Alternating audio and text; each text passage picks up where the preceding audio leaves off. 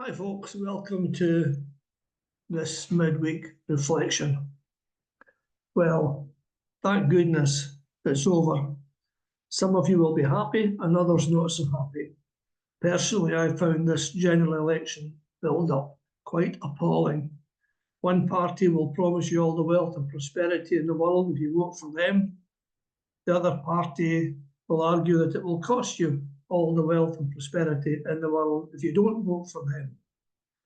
I have to say that the TV debates didn't help in the least, and nobody quoted Jesus, who said, "Blessed are the poor in spirit, blessed are those who mourn, blessed are the meek, blessed are those who hunger and thirst for righteousness, blessed are the merciful, blessed are the pure in heart, blessed are the peacemakers."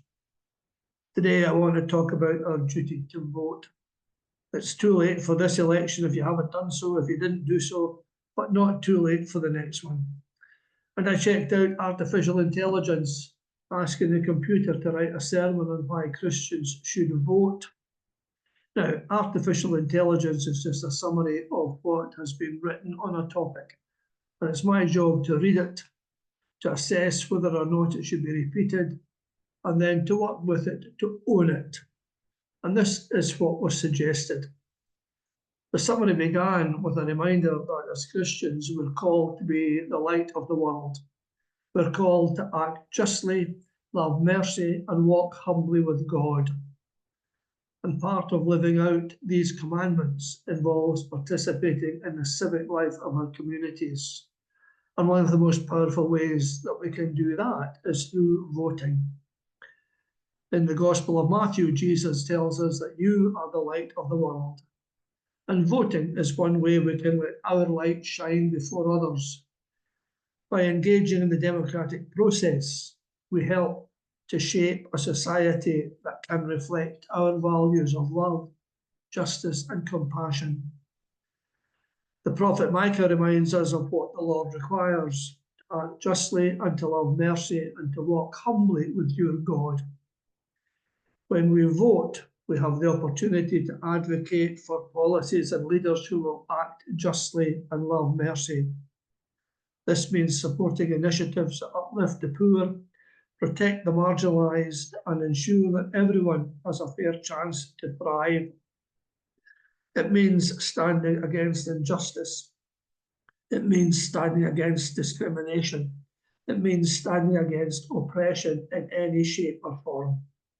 And so voting is an act of faith that allows us to extend mercy and justice beyond our immediate circles and into the broader community. In Genesis, God commands humanity to work and take care of the Garden of Eden, and this mandate extends to the entire earth.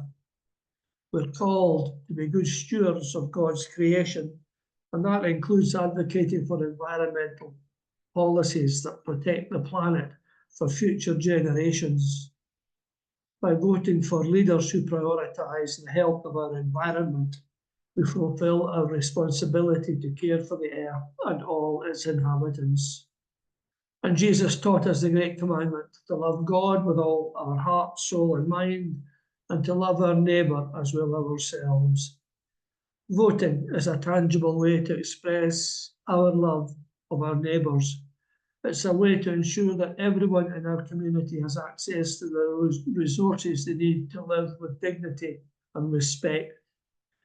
When we vote, we can support measures that provide healthcare, education, and economic opportunity for all, particularly the most vulnerable among us. In Ephesians, Paul urges us to make every effort to keep the unity of the Spirit through the bond of peace. We may have different perspectives, but our shared faith calls us to seek common ground and to work together for common good.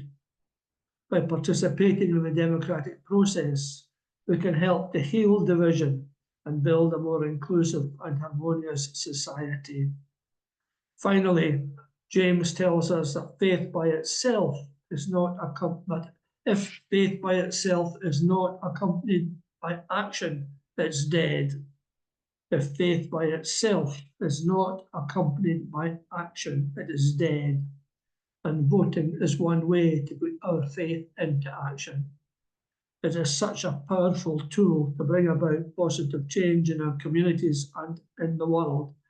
And it's such a pity if church members don't use that tool. Anyway, folks, I hope you have a good week. I'm on holiday. I'll go back to holiday in the rain, but I'll see most of you or some of you on Sunday. In the meantime, take care and go gently.